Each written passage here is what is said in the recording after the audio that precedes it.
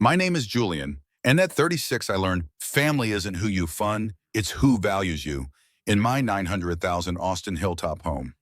My sister Clara smirked before our family reunion. Dad promised this as my wedding gift.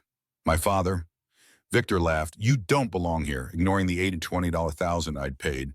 I slid the deed across the counter, sold the house that day, and exposed their lies with receipts. When they begged for mercy, I walked away, built my own legacy, and left them with nothing but their greed. Growing up in our Houston split level, I was the unseen anchor. Clara, 32, was the family's darling, tearful, charming, always needing my parents. Victor and Diane praised her every move while I, the eldest, was their ATM.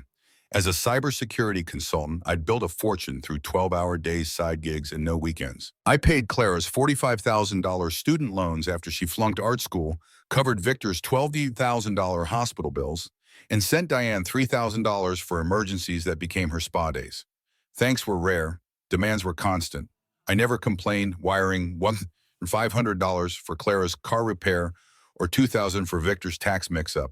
Believing family meant sacrifice. 2 years ago, I bought my dream home, a cedar-clad retreat overlooking Austin's skyline with limestone walls and an infinity pool. It was my reward, funded by a decade of grind. Clara visited once, snapping selfies by the pool, captioning them. Future vibes, Victor called it, flashy. Diane said it was too big for one. I brushed it off, inviting them for a reunion to share my success. I should have known better. The day before the reunion, Clara texted, "Can't wait to host at your place. Big news soon." Diane liked the message. Victor replied, "Proud of our girl." I sensed trouble but prepared catering, a $200 Malbec string, lights on the patio.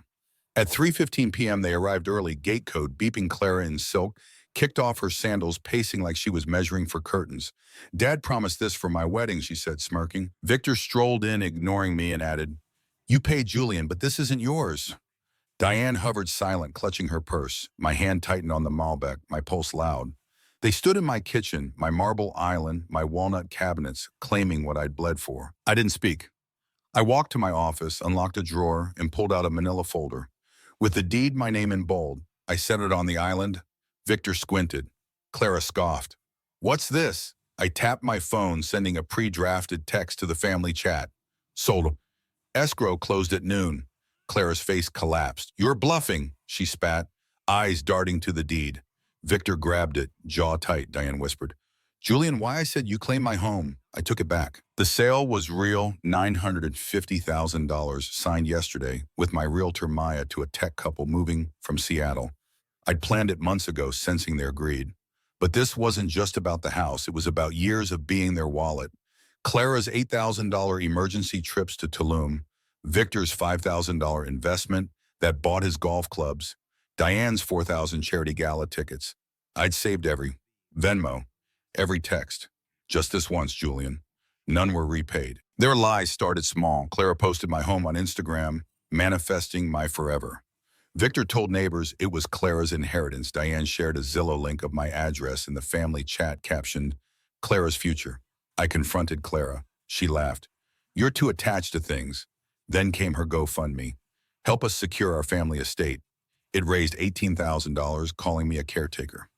Victor filmed a TikTok in my study, pointing at my bookshelves, perfect for Clara's nursery. It got 200 likes, comments cheering her home. I dug deeper, finding Clara's old laptop in my garage from when I'd helped her move. Its backup drive held a folder. Family leverage inside were doctored texts.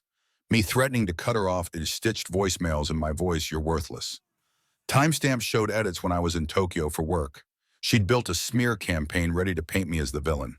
I copied it all, hiring a forensic analyst, Lena, to verify the fakes. 3 days before the reunion, Victor's friend texted, "Heard Victor's gifting your house to Clara True." I called Maya Sell. Now the deal closed hours before they arrived at the reunion. As Clara ranted, the doorbell rang. I opened it to Zach, Clara's ex, whom she'd drained for $10,000 before dumping. I'd called him last week, sharing the drive.